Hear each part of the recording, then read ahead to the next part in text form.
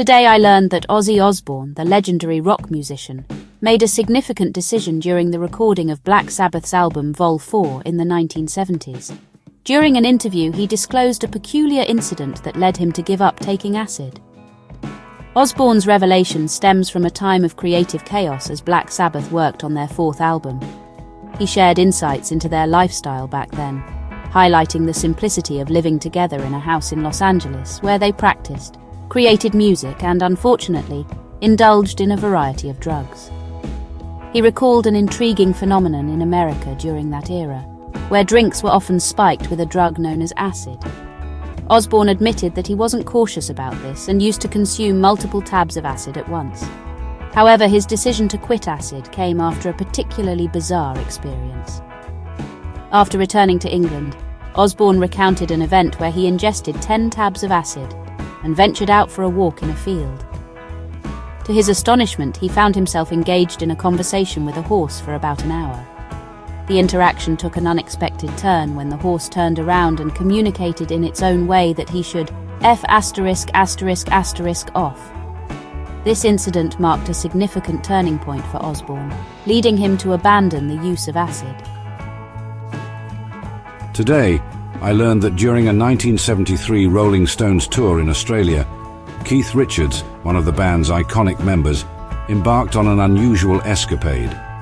He spent a week living with a single mother and her child, taking on the role of caregiver to the baby while the mother was at work.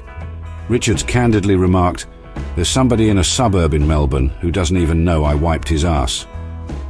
The story unfolds during the Rolling Stones Australian tour in 1973. Richards crossed paths with a single mother who happened to have a connection to pharmaceutical cocaine. This unique encounter led him to make an unexpected decision to temporarily move in with her during their layover down under. The Rockstar's memoir sheds light on this intriguing episode. He shared that living in the suburbs of Melbourne with a mother and her child for a week was indeed an unusual experience. Within a short span of 4 or 5 days, Richards found himself adapting to the routine like a seasoned Australian local. He humorously described his role in the household, playfully demanding his breakfast like an old man. Despite the initial oddness of the situation, Richards expressed that it felt strangely great to be a part of this domestic setup. During his stay, Richards went above and beyond by taking on the unexpected role of babysitter for the baby when the mother was away at work. This unique act of kindness showcases a different side of the rock star known for his on-stage persona.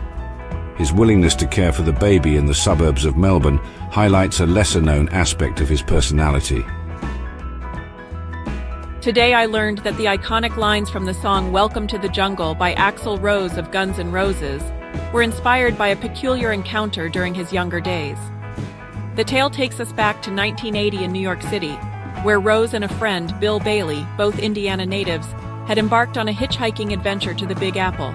With backpacks in tow and about $30 between them, the duo found themselves in the labyrinthine web of the city streets after being dropped off on the Cross Bronx Expressway.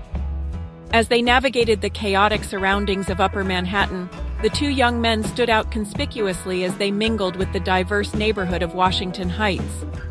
Surrounded by a cacophony of sounds, colorful characters, and the rhythm of the streets, they experienced a cultural shock unlike anything they had known in their hometown.